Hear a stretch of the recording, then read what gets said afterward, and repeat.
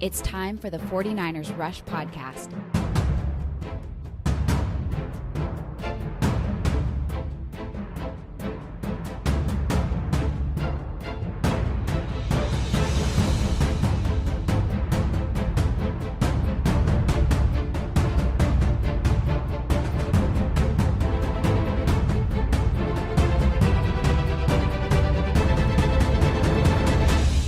And here's your host, John Chapman.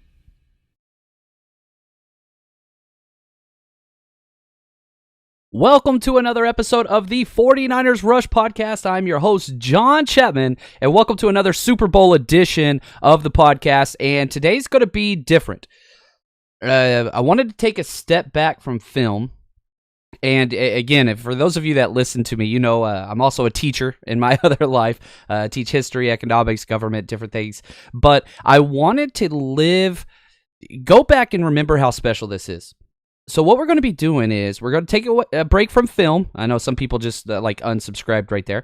We're going to go through the timeline of the most important events that got the 49ers to the Super Bowl. And so I went back and I, double-checked all the dates. I've got 4.5 pages of notes here. Put the questions up on Twitter. Got a whole lot of different responses. And, things that maybe I didn't think were so important.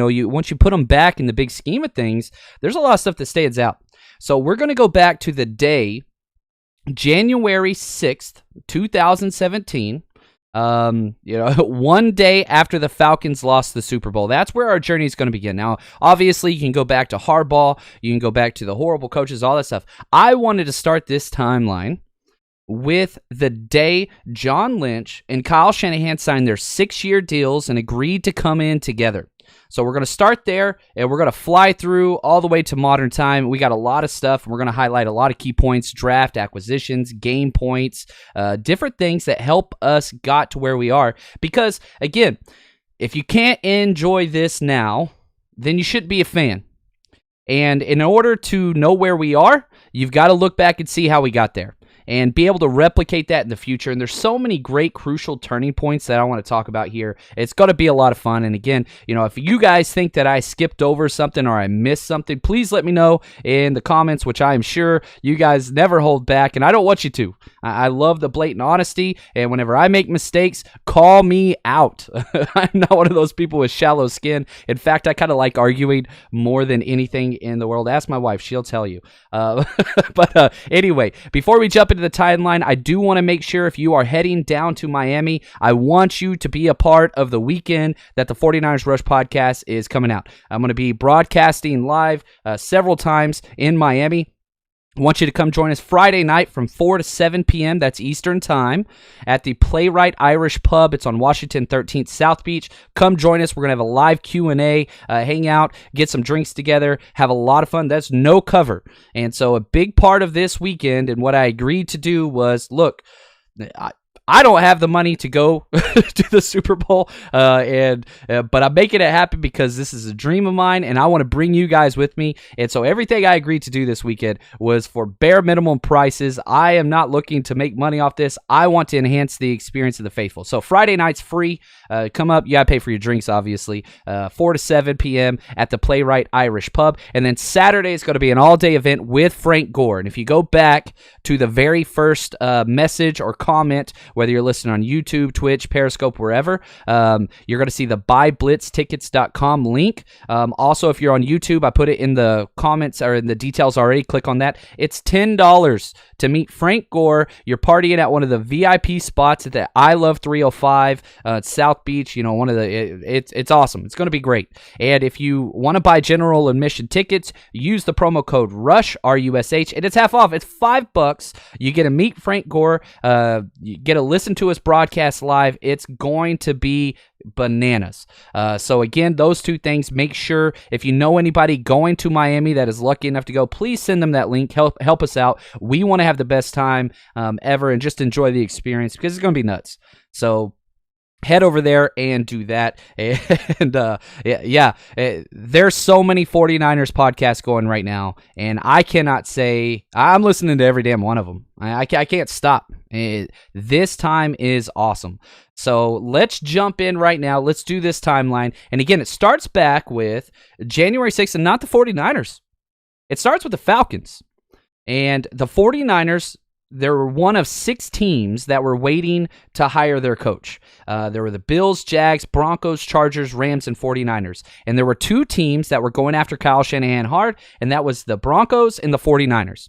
And, Kyle Shanahan has as much history with the Broncos as he does with the 49ers. That's where his dad won his most recent Super Bowl, and all the videos of, Kyle Shanahan as a kid carrying the wire and all that kind of stuff. That's Denver Broncos, not 49ers. And so he had his choice, and he chose the 49ers, and the 49ers had to wait. We were one of the last ones to hire that year, and a lot of it had to do with Kyle Shanahan bringing in John Lynch. They wanted it together. They wanted to agree on the job together and the long-term 6-year deal. And so the 49ers got lucky, and again, you want to talk about that 21-3 loss? That has shaped the way Kyle Shanahan has called games in the playoffs these last 2 games. There's no way in hell he's given up a lead, especially a big lead, which we've seen in back-to-back weeks. That's not going to happen. Now, what makes this even more interesting, this is going to be a long podcast, I can already tell, guys. So buckle in. We've got a lot of stuff. I'm on my first point, and I'm not close to done. So here's what I want you to understand. The 6 coaches that were hired, okay? Sean McDermott to the Bills. That turned out to be a pretty good hire. Doug Marrone to the Jags. Should have been fired this year, but they're going to hang on to him. Vance Joseph to the Broncos. He's already been terminated. Anthony Lynn to the Chargers. That doesn't look like it's going to go very well. Sean McVay to the Rams. That was a good hire. So you kind of have 3 good, 3 not so good. Sean McDermott, Sean McVay, and Kyle Shanahan. Those seem to be the best 3 hires. Obviously Rams didn't make the playoffs this year, but they were in the Super Bowl last year. One coach of the year and all that stuff. So definitely out of all of those hires, you've got to look back at Kyle Shanahan and just say, wow, he's just now 40 years old, relatively young. He's still got 3 years on his deal. That's crazy. So we get our coach locked in. That's January 6, 2017. Then we have to wait a while till the new league year starts, and on February 21st, 2017, we make 2 crucial signings, and this isn't even free agency yet. We signed K'Wan Williams to a 1-year deal for $765,000. Now, we've since extended him to a 3-year deal. We're getting the number one. Okay, if you don't want to say K'Wan Williams is the number 1 slot corner in the NFL, that's fine. You can make that argument. You cannot make an argument that he's not top 5. He's got to be top 5. And so the fact that we locked him up, for less than $1 million, that was huge. Also signed Earl Mitchell, who put some quality time. Now he's back with the team, which is awesome because he deserves it for the 2 years that he had on those bad teams. I'm just seeing this here. Malex just put this up. Hey, John, the Shanahan is available on lids.com. Head over there. If you are wanting to get this bad boy here, it's going to sell out quick. I can guarantee you that. Just saw that in the comments. But anyway, back to our timeline. So then March 14th, 2017, the first day of free agency happens, and Kyle Shanahan and John Lynch go bananas. Okay. They go get Pierre Garçon, which, that was a key one of the first targets they got because he was kind of one of the most prized recruits, I guess you could say, that they brought in. And Brian Hoyer, and here's why this one's so important. 2 years, $18.5 million. But they were so happy with Brian Hoyer, and they were kind of content with him, and a big reason why they only signed him to a 2-year deal. And Kyle Shanahan talked about this earlier today, and I'll bring it up again. They were sold that the following year, they were going to get their franchise quarterback, and that was going to be Kirk Cousins. So Kyle Shanahan was fine with just getting somebody to hold the seat available in his first year of the rebuild. That was fine because he was sold on Kirk Cousins. And the reason why this is so important is there's a reason why we got Jimmy Garoppolo, and it's because we didn't draft a quarterback in their first year. Staying in free agency, they go out and they pay so much money to a fullback And the national media gets upset and still giving them crap on this. 4-year, $21 million a year for a fullback? Juice, baby. Worth every damn penny and more. Has proven, whenever he got injured this year and went out, we saw how important this is. He was. Now, Roz Dwelly stepped in, did a hell of a job. Love me some Roz Dwelly. But Kyle Juszczyk, he is not. And he was playing out of position, still did a great job. But Kyle Juszczyk, they also had some bad signings. Malcolm Smith, probably one of the worst signings. They go get Marquise Goodwin. He panned out very, very well those first 2 years. Robbie Gould, Logan Paulson. I don't know if you guys remember that one. But anyway, that's the crucial free agent signings that first year. Then we move into the draft. Now, the first draft was probably the worst draft, let's be honest. And it started crazy because we had the number 2 pick. We trade out. We swap with the Chicago Bears, and they pay 2 extra third-round picks to move up for a player we didn't want anyway. We get all those extra picks, which is nice. We draft Solomon Thomas, who is not panned out. Love Solomon. Glad he's a part of this team. Hope he gets his Super Bowl ring, and hope he stays with the 49ers long-term. But he's just a role player, kind of a backup role player at that. And Reuben Foster. You trade up to get Reuben Foster. And we're going to talk about him a little bit later, but definitely did not work out. And so you have these 2 first-round picks in their very first year that everybody was high on. Everybody gave them the highest grades, including myself. Draft grades are always irrelevant until that 3rd year. But that was trash, and we passed on quarterbacks like Patrick Mahomes, like Deshaun Watson, like Mitchell Trubisky. How the hell can anybody think Mitchell Trubisky is better than either of those other 2 guys? I don't know. I do the draft rankings every year. Over 150 plus prospects I rank every year. Big board, watch a lot of film. But I had Deshaun Watson number 1 player in the draft that year, and I would not have been upset if the 49ers took him, but I knew they weren't going to. But you pass on those 2 quarterbacks, Patrick Mahomes and Deshaun Watson, and that's why we were able to get Jimmy Garoppolo. Because, again, it goes back to Kirk Cousins. I talked about it today, Kyle Shanahan, in the press briefing. They asked, why did you pass on Patrick Mahomes? And he says, I like Patrick Mahomes, but I thought I was getting a franchise quarterback next year in Kirk Cousins. And it just didn't work out. Now, there were some good things in the draft. Probably the best draft pick, you could say, for a decade for the 49ers. Maybe longer. Who knows? His story's still out there. You get the number 1 tight end in the entire NFL in the 5th round in George Kittle. Pick number 146. 146. He was the 9th tight end taken that year alone. Doesn't make any sense. That was the year 3 tight ends went in the 1st round. 3 of them. O.J. Howard, Evan Ingram, David Njoku. You mean to tell me you got to wait 4 more rounds and George Kittle goes there, the number 1 tight end in the NFL, and I don't think it's close? That draft pick is, again, I say this all the time. You've heard me say this. Ring a bell, take a shot, whatever it is, the 49ers Rush drinking game. By the way, we still have to get that game developed. That's going to be a lot of fun. But he's the best at his position, the most valuable 49er. I truly do believe that. Everything goes through him, the run game, the pass game, leadership, locker room persona, all those things. George Kittle is everything. Also that year, they get DJ Jones in the 6th round. It took him a couple years, but man, he had a great year until he got injured twice this year.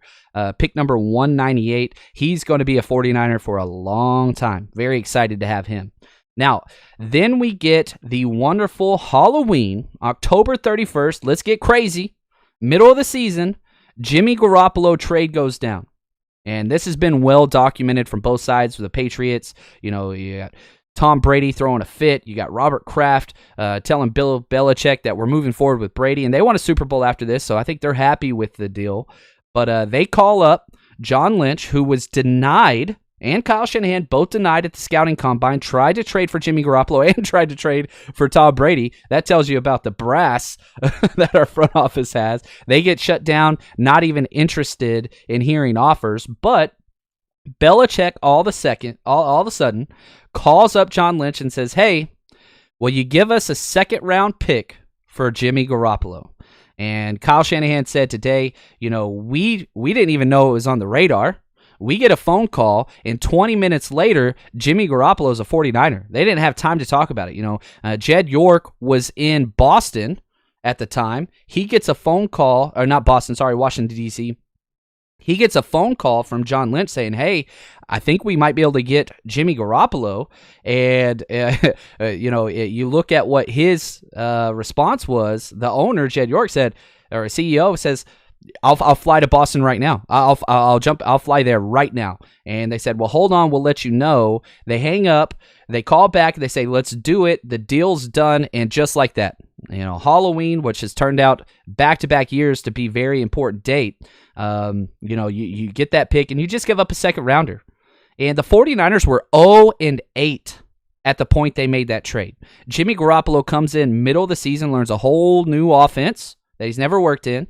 And it was interesting as well. They asked, because Kyle Shanahan was at Jimmy Garoppolo's workout at Northwestern, I believe is where it was at. It wasn't at Eastern Illinois. And they didn't have enough wide receivers to show up at the workout. So Kyle Shanahan had to run routes as a wide receiver during the workout. So talk about just weird. So he knew who Jimmy Garoppolo was. And when Kyle Shanahan found out that this trade was going down, and again, make sure you understand, Kyle Shanahan is the GM of this team. I haven't talked about that.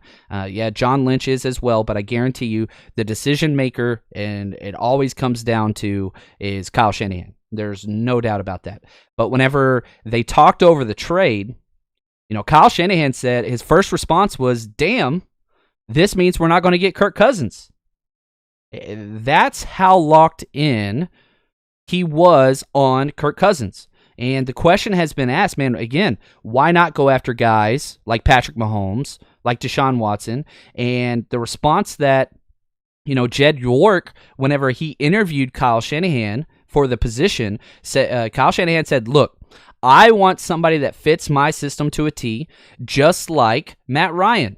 We've set all these new offensive records. That's the type of quarterback I want. I want a perfect fit for this system. And, Kyle Shanahan did say they did their work on Patrick Mahomes, but they didn't think he was going to go that high.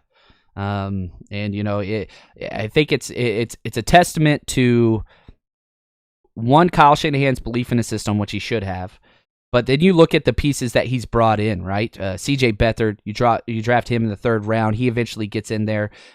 Also, you get Nick Mullins, Jimmy Garoppolo. These are the type of quarterbacks. He's not looking for the running threat. He wants to operate from within the pocket.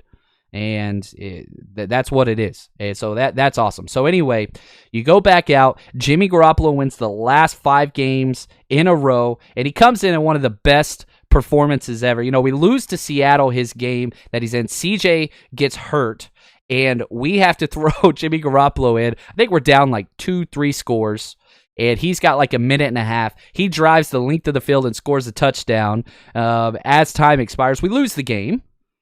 But, it's what it is. And Jimmy Garoppolo, the legend, starts. It just starts from there. Now he's, 21-5 as a starter and about to be 22-5.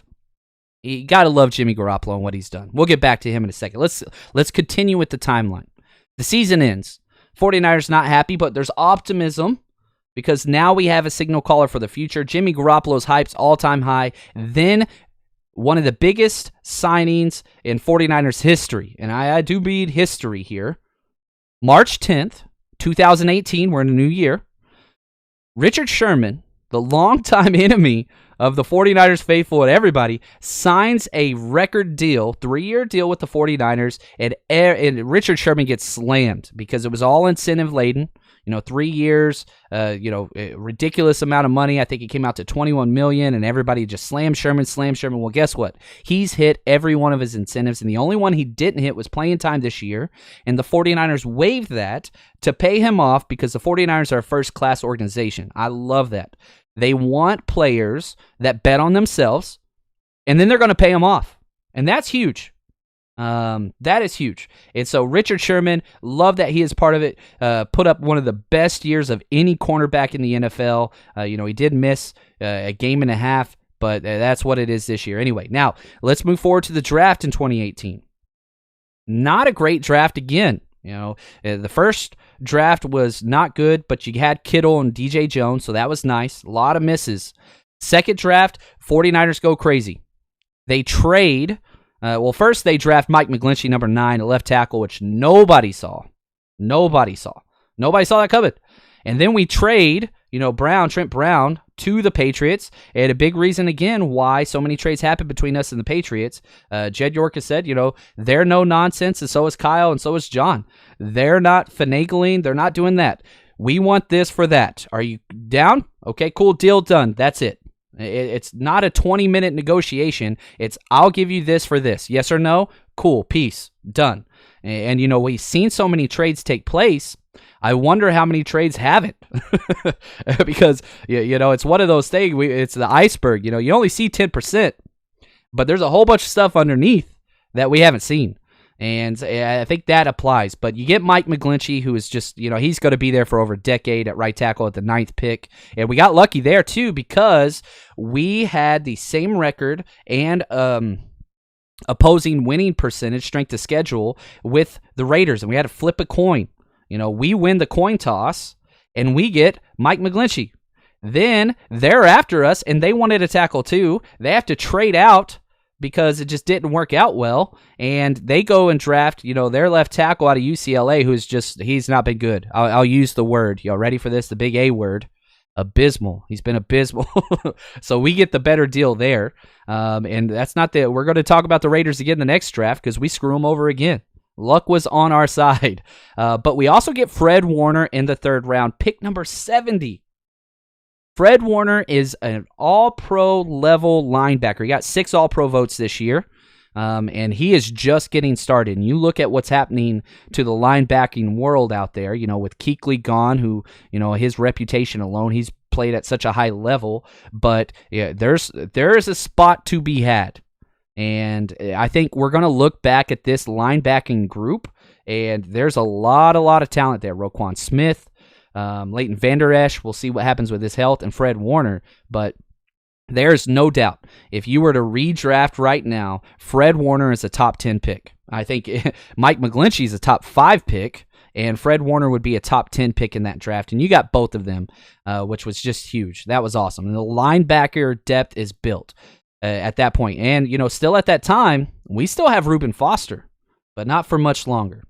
Now, right after the draft, April 30th, just a couple days, we extend and we pick up Eric Armstead's 5th-year option, which won't play a big role in the 2018 season, but it will play a big role, as we know, in the 2019 season. We already had him locked up for 2018. You pick up the 5th-year option a year in advance, and it just ensures the player if injury or any of those type of things happen. So that's going to play a huge role. Then the season starts. September 23rd, guess who the 49ers play? The Kansas City Chiefs. Things don't go well. The ACL tears, and the season just gets ruined before it even started. And you could talk about the Jimmy Garoppolo ACL. That was an issue. We put in CJ Beathard. That goes bad. Eventually, Nick Mullins steps in and goes nuts. But the amount of injuries that 2018 season had on the offense, it was screwed. It was over. You're talking all 3 running backs. You're talking wide receivers. You're talking everybody was hurt. It was a bad year. It had a lot of promise, and it got ruined early. Okay? Then after that, November 24th, Reuben Foster gets released. And I don't want to pay a lot of time to this, but I think that this is one of the chief monumental moments in John Lynch and Kyle Shanahan's tenure in San Francisco. You had the first incident and the team stuck by them and they waited through the process and all that stuff. And I think that's what you're supposed to do. And you give the guy the credit and, benefit of the doubt and all that stuff. Legal option plays out, all that stuff. But you talk to him and you say, look, we're not doing this anymore. We're standing behind you. We got your back. Then it turns out a second incident happens in a team hotel room the day before a game. And Kyle Shanahan said he made the decision that night within 5 minutes. He had to move on. They release a number 1 draft pick, Reuben Foster, and this sets the tone. There has been no issues with the 49ers since that moment. They cut them. They allow another team that doesn't care about domestic violence and all that kind of stuff pick them up. The Washington Redskins, shocker. There's about 3 teams or GMs that really don't care at all about domestic violence. You've got the Washington Redskins, who will sign anybody. You've got, you did have the Browns. We'll have to see with their new coaching staff. John Dorsey, he doesn't care about anything. And then you've got also the Kansas City Chiefs, the team we're playing now. Tyreek Hill, Frank Clark, so many incidents before they were in the NFL, then after they were in the NFL, just some really crappy guys, bad human beings. If you want to look up, Frank, I get a lot of questions about Frank Clark, and if you check out his police reports, they are rough, to say the least. Anyway, now let's jump forward to the new calendar year, January 26th. Now we're in 2019, baby. We're leading up to this year. The Super Bowl run has begun, and it starts before the Super Bowl's even played the previous year. The Senior Bowl.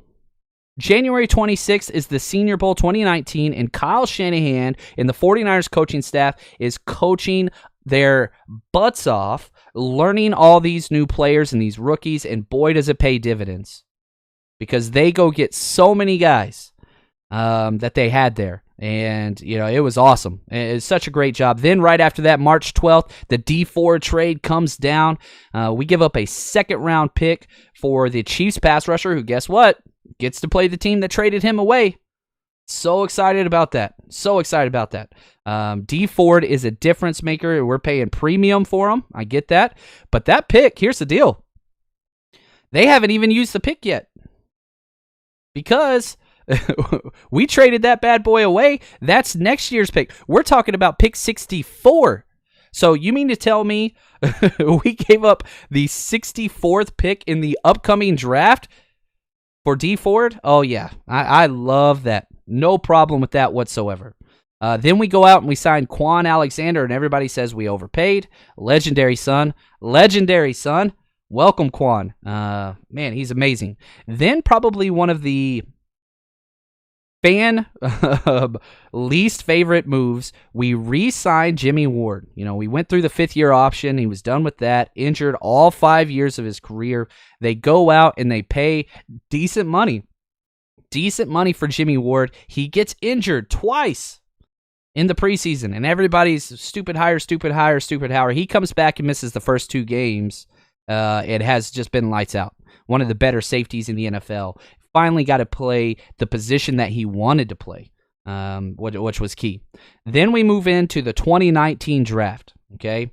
And, man, things could not have gone better. So many things go on, and we end up picking number 2. One, because, Jimmy Garoppolo gets hurt, all the other injuries, all that stuff. Nick Bosa was the number 1 player on my board from 2 years before. Everybody, the questions, there's the stuff off the field, the politics stuff. People didn't like that. He's always injured, things like that. Whatever else, fill in whatever you want. His low sack totals, doesn't matter. He passed the eye test, and then we had no business getting him. But guess what? Again, 3-way tie with teams. I think it was the Jets, the Raiders, and the 49ers, because we had the same record and very, very close to the exact same strength of schedule. Now, because the Jets lost, Cole Beasley scores a touchdown against them in the last game. The Jets lose. The Jets win, I think is what it was. Anyway, regardless, forces a 3-way tie, and if it was just a tie between us and the Raiders, I believe the Raiders would have picked ahead of us, but instead we got that. The strength of schedule bump by the Cole Beasley touchdown allowed us to pick in front of the Raiders, and that was key too, because they wanted a defensive end. They went and got Cleveland Farrell. Instead, we get Nick Bosa. So we get Mike McGlinchey and Nick Bosa, and the Raiders end up getting the UCLA tackle and Cleveland Farrell. And no shots against them, but they are not Bosa and they are not McGlinchey. You really, really lucked out there. Then you go in the second round, you get Deebo Samuel, your young, bright, stud wide receiver. And I don't even think that's the best pick of the draft. Dre Greenlaw in the 5th round. Number 148. He is number 148. And you're in a spot now where you're going into the Super Bowl, and Dre Greenlaw is going to be the starting will over Quan Alexander. And that's not a knock on Quan. Quan's great. But this is a testament to exactly how good Dre Greenlaw has been. And he's not giving up his spot. And so we got so much better. And plus, Justin School in the 6th round. So that takes us through the offseason there. And I want to take a real quick break to thank our sponsors before I start going into the season. I got more. I told you guys this is going to be long. So, yeah, let's just buckle in, man. We haven't even got over the comments and the questions. I appreciate all the stuff that's out there. But real quick, before we move on, I want to talk about mybookie.ag, the number one sports betting site online, and they have so many Super Bowl prop bets. They're nuts. And we've done a different one every podcast. I think we've done 8 bets that, I'm highlighting on. And I got to say this, too. I put $5 down before the season started, saying the 49ers are going to win the Super Bowl. That $5 bet's going to turn into 200 plus, which I'm pretty excited about. But the bet that I have for you today, head over to mybookie.ag, use promo code 49ers, 49ERS. Here's my bet today. You click on Super Bowl odds. You scroll down and you click on SB running back props. And the bet right now is for Raheem Mostert rush attempts, 16.5 over or under. Now, if you think the 49ers are going to win, it's going to be the Raheem Mostert show. He has had an insane, one of the greatest rushing performances in NFL history. 220 yards, 4 touchdowns. That's crazy. Tevin Coleman's injured. He's still questionable to play, and I think that he will be active. Don't trust Matt Breida. And this is not the type of game where you're going to have Tevin Coleman just load up on carries. I took the over. I'm taking Raheem Mostert to have more than 16.5 carries. That is what I want to see. We saw Kyle Shanahan when the game was on the line. He's out of regular season mode. He is now in the mode of what is going to win me this game now. We don't need to prepare for the future. We don't need to lighten the workload. Let's load up. And I think that's going to be Mostert. So I'm taking the over. It's bet 10 to win 20. Again, I think Raheem Mostert has over 16.5 carries. So he's got to hit 17 rush attempts. And I think that is very, very possible. I really, really do. So if you want to join us on that, that's mybookie.ag. Now, let's go back to the season. Here we go. We have the awesome draft. We have all the signs. We have the trades. We have the team in place. Or so we thought. And we knew the 49ers could be good. Oh, what's up? We got somebody from Austria. What's up, man? Vienna. That's awesome. Oh, welcome. Listen to the Kimbro right here. This is a comment from Kimbro. Sorry, it caught my eye. I work in a prison, ... Everyone loves Tyreek Hill and Frank Clark. I really do work in a prison. That, I guess it gives them hope, and everybody needs hope. I'm cool with that, but you hurt women or children, I'm sorry, man. I am through with you. I believe in second chances, but not when it comes to hurting women or children. I know I'm old school. That's just kind of the way I feel. Anyway, back to the great stuff. September 22nd, 2009. The 49ers come out and, you win a couple of games and you're starting to feel pretty good. They're not against good teams. You beat the Tampa Bay Bucks. You beat the Cincinnati Bengals. You beat them both bad. And you're just like, maybe we're kind of a good football team. Then you play the Pittsburgh Steelers. Now, they lose Big Ben before that and all that stuff, and everybody's starting to puff up their chest and feeling good. Man, we're going to start 3-0. Well, the offense just lays an egg. You go out there and you have 5 damn turnovers on offense. But somehow, this team that has battled through adversity through 2 years, we've been involved in so many close games, and we just keep barely coming up short. You finally come out and you win a game that you should have lost. And I think this was the first time where I was like, dang, this 49ers team is good. I had us going 9-7. And if you listen, you can go back and listen to the schedule episode. I said, look, if the 49ers don't have 4 wins after our first 6 games, they're not making the playoffs. Everybody expected a hot start because you got the Bucks, Bengals, Browns, Redskins, not a lot of quality teams early.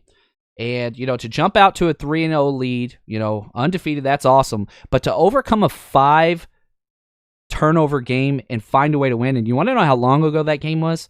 Guess who caught the winning touchdown pass? It was Dante freaking Pettis. And so you find a way to win the game. And that's where the resiliency starts. Okay, now I didn't break down all these individual dates because some of them happen multiple times. But on offense and defense, the 49ers got key contribution from a lot of players that we didn't expect. Again, going back to some things I was wrong on. I was asked, what is the thinnest position for the 49ers before the season started? And I said, look, if we lose one offensive tackle, this offense is not going to work because we have no depth. We had no depth. But Daniel Brunskill, who we picked up, off the streets, he was in the AFF or the AAF, however it is. It's gone, whatever it is. He comes in, does a hell of a job. Justin School comes in. He does a hell of a job. We've got both tackles out at the same time, and our offense just keeps executing flawlessly. Now, they're not near as good as our starters, but now we have depth long term.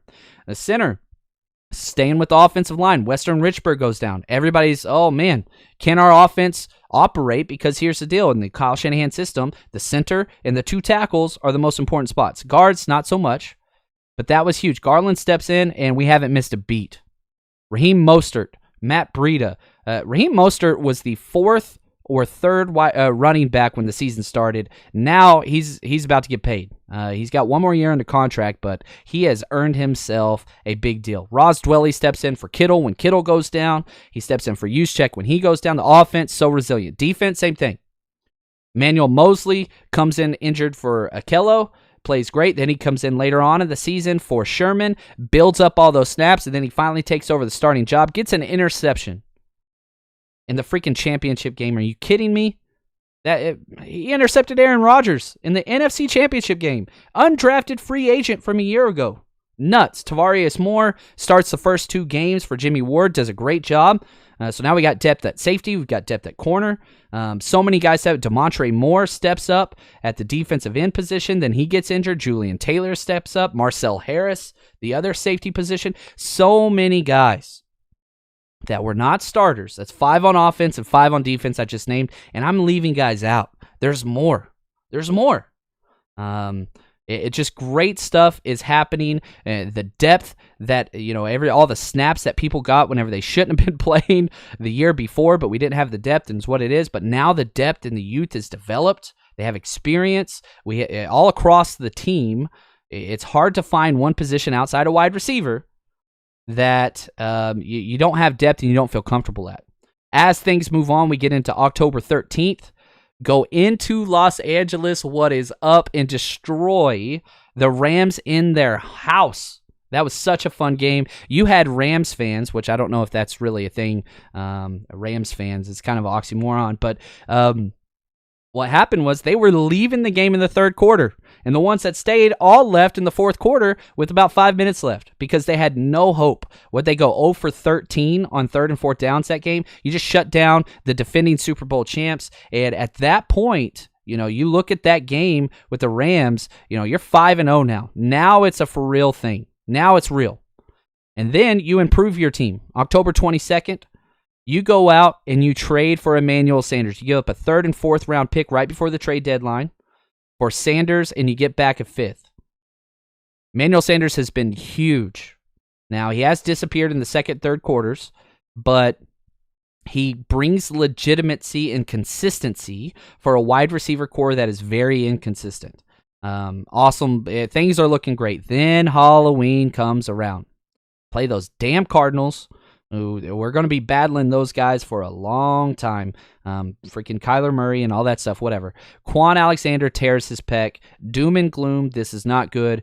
But Dre Greenlaw moves from starting Sam to starting Will. Again, that's about 25 snaps a game to every snap of the game. So it's a huge increase. He doesn't skip a beat. You can make the argument that Dre Greenlaw has played as well as any linebacker in the NFL since not that first week or not that second week. But then it starts to change. Greenlaw is a star, guys. Greenlaw is an absolute star in this league. So much so, I truly do believe it's going to be a competition next year for who the starting will linebacker is. It is a possibility that Quan Alexander doesn't even start for this team in nickel formations, which is crazy because Quan's one of the most athletic linebackers in the NFL who's designed for the nickel, but that's how good Dre Greenlaw has played. Obviously, you're not taking Fred Warner off the field. He's captain of the defense. But that just shows you how special this kid is. Then we go through the gauntlet, quote unquote, right? You destroy the Packers in the first game. All right, that was easy. Then you lose a close one to the Ravens in Baltimore. And this starts the cardiac kids, it was 6 straight games, I think it is, 5 straight games that come down to the very last possession, and they're against good teams. We lose to the Ravens. Really wanted to play them again over the Chiefs, but that's okay. We'll get another shot. Sorry, Earl Thomas. Then we have the shootout with the Saints, which I think was the best game all year. Probably the most fun football game I've seen in a long time. Finishes with the Kittle 4th and 2, baby. That's the play of the year for me. I understand the Greenlaw thing and the importance and home field advantage, number 1 seed, winning the division. But that play single-handedly for me, I'm going to remember forever. That 4th and 2 Kittle play. So you go through that. You go 2-1, toughest stretch in NFL history after Week 10. The 49ers go 2-1 through that. Then, after that, we've got the crazy Rams again, December 21st. 2019, almost Christmas time, and Jimmy Garoppolo gives us 2 gifts. He gets back-to-back 3rd and 16 conversions on the same damn drive. That's crazy. Kyle Shanahan was 0 for 16 on 3rd and 16 with the 49ers before that. He converts back-to-back 3rd and 16s, and that was key, because if you don't get that, guess what? You don't win the NFC West. You don't win it. It was huge, just absolutely huge there. Then December 29th, finally comes down. Last game of the NFL season. Sunday night, everybody is watching, and guess what? Dre Greenlaw becomes the CEO of the Seattle Seahawks. Picked them off in overtime the previous matchup, but he comes up with the stop of the year. Half an inch, baby. That's all it took. And he wanted it more, gets the win, gives us home field advantage. We get to rest everybody. We get time to put in new stuff, even though we don't have to use it. And just great things happen. All because Dre Greenlaw, this star stud linebacker that's going to be a 49er for a long damn time. Now, then we go into the playoffs. Number 1 seed, home field advantage, baby. What's up? And it just gets crazy. You look at the 2 home games in the playoffs, and the faithful just showed up. Highest ticket prices each week for every NFL game. And guess what? The faithful, they kept their damn tickets because they're amazing. We got a great fan base. And they sold it to the faithful. There were no Vikings fans whatsoever there. Very small amount. And then the Packers, who travel as well as anybody in the NFL. I go to every draft. I've been at every draft for 7 years. Packers fans are everywhere. Don't care where it's located. Packers fans travel. But they couldn't get seats. They could not get seats because the faithful broke back-to-back records in the playoffs, and they just owned that entire stadium. And Disrespectful Kyle did his thing.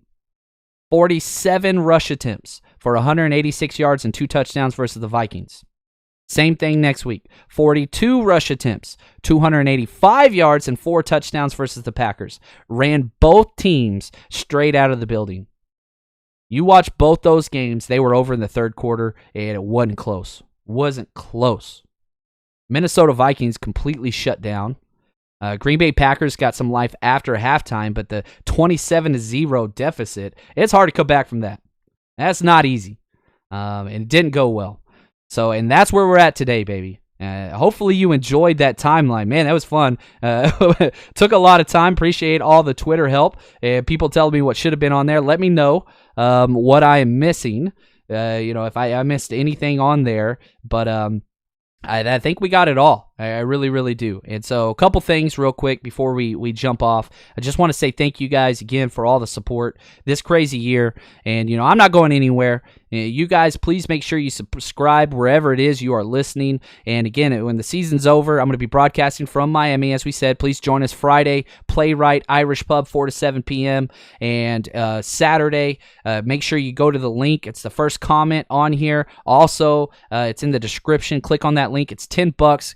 party with Frank freaking Gore. It's the only party Frank Gore is doing to. He is from Miami. I don't know how we got him, but we got lucky as hell, and we're going to have an absolute blast. Come out and join us. Going to be so much fun. And if you're not following me on Instagram, make sure you head over there, 49ers Rush Podcast, because I'm going to be doing a lot of Instagram live videos from Miami to share those with you. I'll try to get them up on Twitter as well. But I want to bring the faithful with me.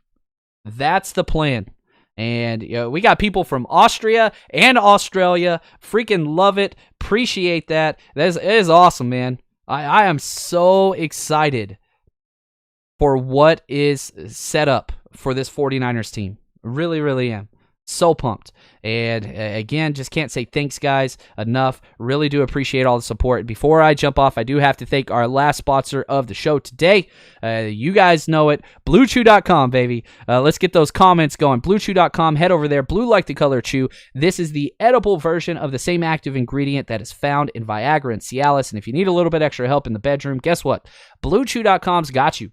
Head over to their website. Use promo code 49ers, 49ERS. And what's going to happen is your first order is free. You just got to pay for the shipping. It's $5. They ship it to your door completely discreet. No awkward meetings with the doctor. The package you get is discreet as well. It's BlueChew.com. Trust me, if you want to try it, it's worth the time. Head over there, BlueChew.com. Use promo code 49ers. That is going to do it for us today. Man, that was fun. I know I missed some stuff. Please leave in the comments or on Twitter if you think I slighted anybody, and let's have that discussion. But until next time, stay strong, faithful.